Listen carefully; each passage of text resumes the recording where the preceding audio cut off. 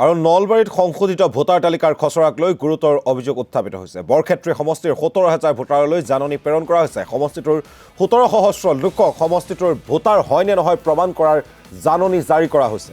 বৰক্ষেত্ৰী উন্নয়ন খণ্ডৰ কাৰ্যালয়ত এই সন্দৰ্ভত শুনানি গ্ৰহণ কৰা হৈছে আৰু পঞ্চায়তৰ প্ৰাক্তন সভাপতিকো ভোটাৰ হিচাপে প্ৰমাণ দিয়াৰ জাননী। এই জাননীক লৈ সমষ্টিটোৰ ভোটাৰসকলৰ মাজত সৃষ্টি হৈছে ব্যাপক প্ৰতিক্ৰিয়াৰ। সবিশেষ জানিবলৈ আমি পোনপটীয়াকৈ যাব বিচাৰিছোঁ আমাৰ সতীৰ্থ সাংবাদিক নকুল তালুকদাৰৰ ওচৰলৈ। নকুল, যিধৰণে নলবাৰী বৰক্ষেত্ৰী সমষ্টিত কেইবা সহস্ৰ লোকৰ ওচৰলৈ জাননী প্ৰেৰণ কৰা হৈছে যে তেওঁলোক ভোটাৰ হয় নে নহয়, তাত আনকি প্ৰাক্তন সভাপতিও আছে, পঞ্চায়তৰ প্ৰাক্তন সভাপতিও আছে, তাক লৈ এতিয়া ব্যাপক প্ৰতিক্ৰিয়াৰ সৃষ্টি হোৱা বুলি আমাৰ হাতলৈ তথ্য আহিছে। সবিশেষ আপোনাৰ পৰা নকুল। হয় দেৱব্ৰত, আচলতে ভোটৰ দিনসমূহ চাপি অহাৰ লগে লগে বিভিন্ন ধৰণৰ ৰাজনীতি আৰম্ভ হৈছে। সমান্তৰালকৈ ভোটাৰ তালিকাক লৈ কিন্তু অসমত দেখিবলৈ পোৱা গৈছে ব্যাপক খেলি মেলি। কিয়নো ইতিমধ্যে প্ৰকাশিত তালিকা অনুসৰি কিছু সংখ্যক লোকৰ যি তেওঁলোকৰ পৰিয়ালৰ লোকৰ অজ্ঞাতে তেওঁলোকৰ পৰিয়ালৰ যি পৰিচয়, সেই পৰিচয়ত কিছুমান মানুহৰ ভোটাৰ তালিকাত নাম সোমাইছে, যিবিলাক সন্দেহজনক মানুহ। কিন্তু তাৰ বিপৰীতে দেখিবলৈ পোৱা গৈছে নলবাৰীত আকৌ 17,000 নাগৰিকক পুনৰ তেওঁলোকক ভোটাৰ হয় নে নহয় তেওঁলোকক প্ৰমাণ কৰাৰ কাৰণে জাননী প্ৰেৰণ কৰা হৈছে আৰু অভিযোগ কৰা হৈছে যে তেওঁলোক স্থানান্তৰিত হোৱা বুলি অভিযোগ কৰি প্ৰায় 17,200 লোকক জাননী প্ৰেৰণ কৰা হৈছে। আৰু ইয়াৰ অন্তৰালত অভিযোগ অনুসৰি আছে এক ভয়ংকৰ ষড়যন্ত্ৰ, কাৰণ পূৰ্বৰ পঞ্চায়ত সভাপতিকো ইয়াত জাননী জাৰি কৰা হৈছে আৰু তেওঁলোকক বিভিন্ন স্থানলৈ যোৱা বুলি কোৱা হৈছে, শিফটেড বুলি কোৱা হৈছে। আৰু যিসকলে তেওঁলোকৰ এগেইনষ্টত এই কমপ্লেইন কৰিছে, আপত্তি দৰ্শাইছে, তেওঁলোক কিন্তু সেই মানুহখিনি কিন্তু বিচাৰি পোৱা নাযায়। যদিও চৰকাৰীভাৱে কোৱা হয় আছে আহিছে, যেতিয়াই ভুক্তভোগীয়ে তেওঁলোকক বিচাৰিছে তেওঁলোকৰ এগেইনষ্টত কোনে কমপ্লেইন কৰিছে তেওঁলোকক কিন্তু বিচাৰি পোৱা নাযায়। এই মুহূৰ্তত মই যিহেতু শুনানি চলি আছে নলবাৰী বৰক্ষেত্ৰী সমষ্টিৰ বৰক্ষেত্ৰী উন্নয়ন খণ্ডত, শুনানিৰ দৃশ্য দেখিব বিচাৰিছোঁ। যথেষ্ট সংখ্যক লোক আহি এইদৰে শাৰী পাতিছে, তেওঁলোকে নিজে ভোটাৰ হয় নে নহয় তাৰ প্ৰমাণ তেওঁলোকে দিবলৈ চেষ্টা কৰিছে। মই ভিতৰ ভাগৰ কিছু দৃশ্য দেখিবলৈ চেষ্টা কৰিম। এইদৰে ইয়াত শুনানি গ্ৰহণ কৰি থকা হৈছে। মই ভিতৰ দৃশ্য দেখুৱাইছোঁ। বিষয়াসকল আছে, বিষয়াসকলে BLOৰ সহযোগত তেওঁলোকে যি তথ্য পাতি, সেই তথ্য পাতিসমূহ পৰীক্ষা কৰি আছে। আৰু এই মুহূৰ্তত মই এগৰাকী বিষয়াৰ কাষলৈ যাবলৈ চেষ্টা কৰিম। মই আপোনাৰ কাষলৈ আহিব বিচাৰিছোঁ। যিসকল লোকক এই ধৰণৰ অভিযোগ দিয়া হৈছে যে তেওঁলোক শিফটেড, এই তথ্য পাতি আপোনালোকে পৰীক্ষা কৰি আছে আজি? আমি তেখেতসকলক ভালকৈ সুধি আছোঁ যে তেখেতসকলে শিফটেড হয়নে নহয়, তেখেতসকল এতিয়া ক'ৰ বাসিন্দা হয়। যদি তেখেতসকল ইয়াত আছে বা বাহিৰত গৈছে তেতিয়াহ'লে আমি তেখেতসকলক ক'ব পাৰিম শিফটেড।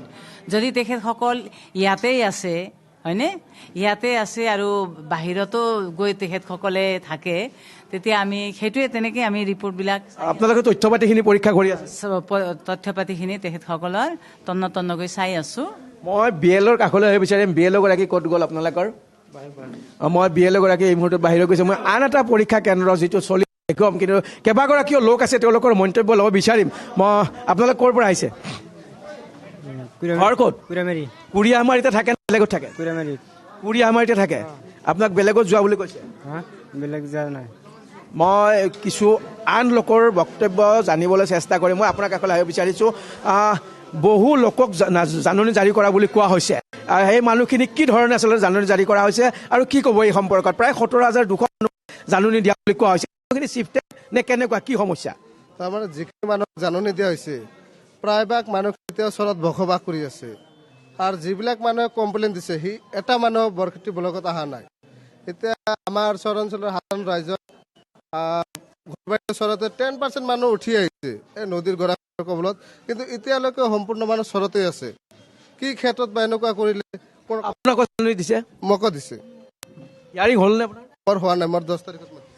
মই আন এগৰাকী ব্যক্তিৰ কাষলৈ গৈছোঁ। আপোনাৰ কাষলৈ আহিব বিচাৰিছোঁ। ভয়ংকৰ অভিযোগ উত্থাপন হৈ আছে যে বিভিন্ন আচলতে ষড়যন্ত্ৰমূলকভাৱে এই 17,000 ভোট কৰ্তন কৰিব বিচৰা হৈছে।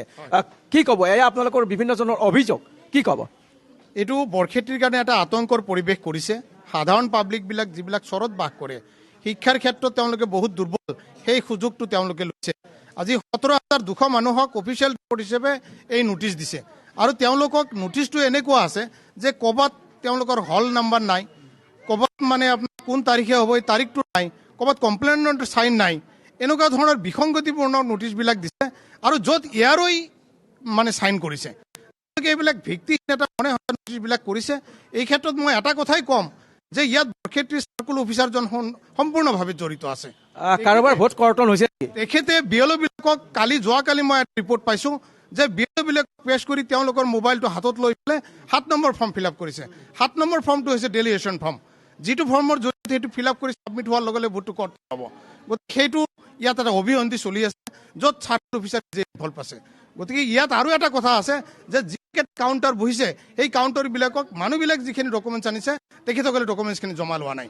গোটেইকেইটা মানুহৰ যিহেতু নিজা নিজা এটাকে ফাইল আছে, সেই ফাইলবিলাকত তেখেতসকলে যিবিলাক ডকুমেণ্টছ আছে সেই ডকুমেণ্টছবিলাক গাঁঠি দিব লাগে। এইটো নিয়ম, এটা ভেৰিফিকেশ্যন। আৰু তেওঁলোকে কি কি ডকুমেণ্টছ পালে সেই বস্তুটো তাতে লিখিত লৈ তাতে শুনানিটোত এটা চাইন ল'ব লাগে এখেতসকলৰ। একো কৰা নাই।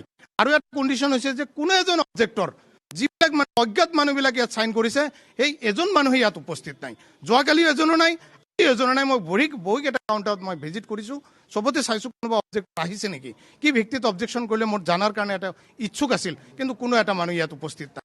গতিকে এটা অভিসন্ধি, এইটো টোটেলি এটা ব্লেংক এটা ইছ্যু ওলাই মানুহৰ প্ৰকৃত ভাৰতীয় নাগৰিক এটা হেৰেছমেণ্ট দিয়াৰ কাৰণে, তেওঁলোকৰ যিটো মৌলিক অধিকাৰ ভোটাধিকাৰ কৰ্তন কৰাৰ কাৰণে এটা নাটক সৃষ্টি কৰিছে। চহৰৰ বহুখিনি মানুহ এই পাৰে আহিছে, এই সময়তে আছে যদিও কুৰিহামাৰীৰ পৰা মানুহ আহি ইয়াত হয়তো কুটনিকুচিত আছে, তেনেকুৱা হৈছে নেকি? ইয়াত এটা কণ্ডিশ্যন আছে যে হয় চহৰত তেখেতসকলে প্ৰপাৰ বাসিন্দা, গৰাখহনীয়াৰ পিছত কাৰোবাৰ ঘৰটো ভাঙিছে, ইৰিগেশ্যন হৈছে, ইফাল হৈছে, চহৰটোৰ ঠাই নহয়। আজি যদি ভাঙে 2 বছৰ পিছত চহৰটো উঠে।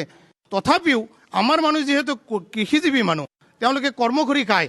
4জন ভাগ আছে, 3জন এতিয়াও চহৰত আছে, এজন হ'লেও তাতে আছে, তেওঁলোকৰ ঘৰ আছে, টেম্পৰাৰী বাৰু ইফালে ঘৰ আছে। তেখেতসকলে ইয়াতে থাকে, শিক্ষাৰ ক্ষেত্ৰত অসুবিধা আছে। এইটো সমষ্টিতে আছে, বৰক্ষেত্ৰীতে গোটেইখিনি মানুহ আছে আৰু তেওঁলোকে ইচ্ছুক।